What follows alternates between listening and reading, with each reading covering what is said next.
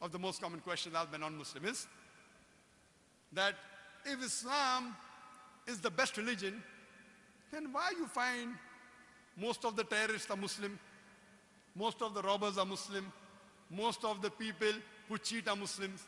Why? If Islam is the best religion, then why do you see that the Muslims are the worst?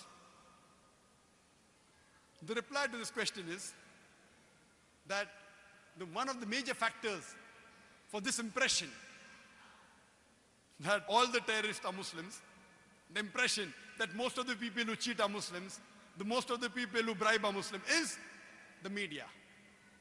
About 5 years back, when I was called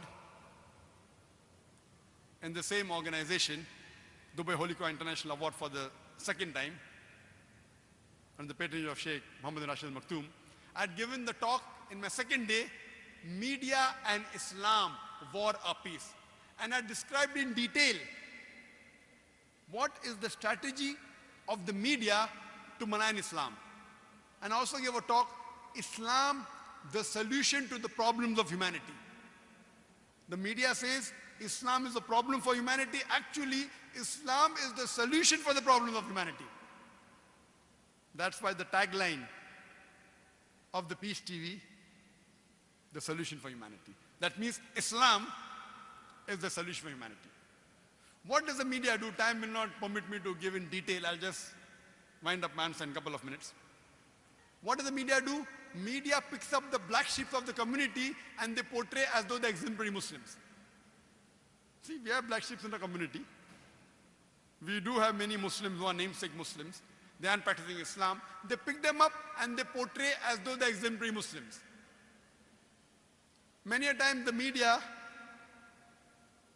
they quote something of the Quran, they quote out of context. Whenever they get information, they malign the Muslims. For example, we know in 1996, the Oklahoma bombing, at that time, it was the biggest attack on American soil. More than 100 people were killed, 166 people were killed. It came as headlines, Middle East conspiracy, Middle East conspiracy, Muslims to blame, Muslims to blame. Headline for days and weeks together. Later on, when they came to know it were 2 American soldiers, it comes once and vanishes. When they don't know the culprit, it comes for days as headlines. When they come to know the real culprit, 1 or 2 days, the news goes out. Why? In India, we have, 50-year-old Muslim Arab marrying an 18-year-old girl, headlines. When 50-year-old non-Muslim rapes a 6-year-old girl, it comes in news briefs. That 50-year-old Arab Muslim, he's taking permission and marrying a girl with her will, with the will of the parents. It doesn't go down the throat of the media. But when a 50-year-old non-Muslim rapes a 6-year-old girl, it comes in news briefs. Why?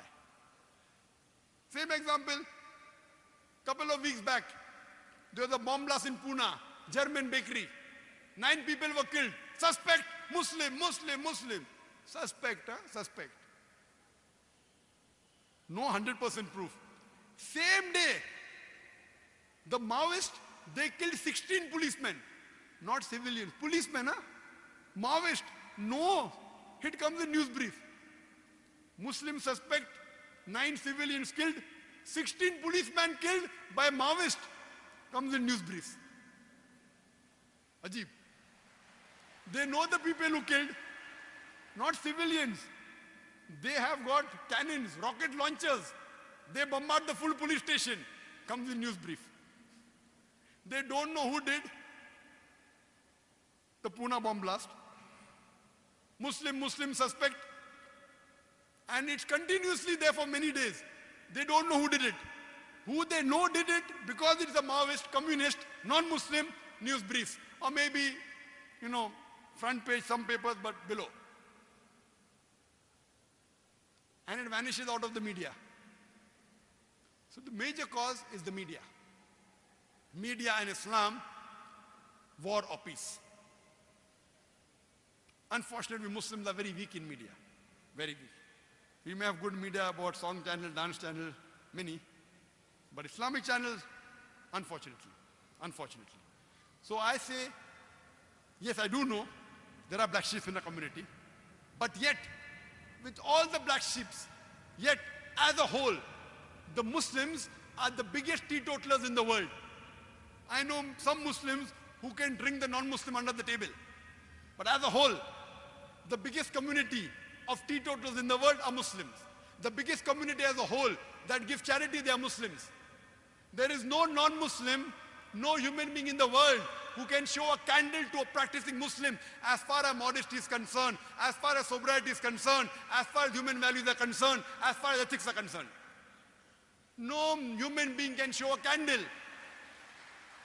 to a practicing Muslim as far as modesty is concerned, as far as sobriety is concerned, as far as human values are concerned, as far as ethics are concerned.